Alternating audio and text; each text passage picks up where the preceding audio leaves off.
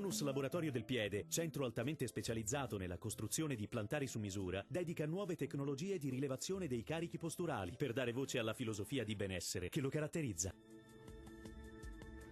Ben ritrovati al meteo. Quella di venerdì 12 aprile sarà una giornata ancora determinata da un tempo lievemente instabile sulle nostre regioni, ma diamo uno sguardo più approfondito.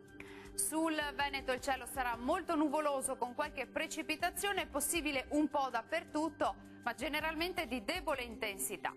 Vediamo anche le temperature, le minime saranno comprese tra 7 e 9 gradi, massime in ulteriore lieve calo, oscillanti tra 11 e 14 gradi. Spostiamoci ora sul Friuli Venezia Giulia. Anche in questo caso il cielo sarà nuvoloso ma più asciutto, al mattino col passare delle ore non si esclude qualche rovescio, specie sui settori centro-meridionali. Temperature minime tra 6 e 8 gradi, massime in diminuzione, comprese tra 10 e 13 gradi.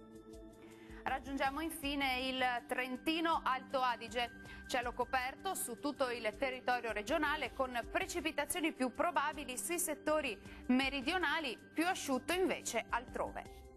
Temperature minime tra 8 e 9 gradi, massime decisamente più fresche sui 13 gradi circa.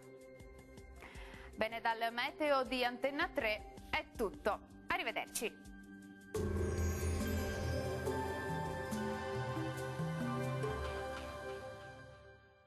Tonus è il miglior negozio di calzature moda comoda. Qui troverete il più vasto assortimento di calzature Fratelli Tomasi. Eleganza e comodità, perché camminare è vivere.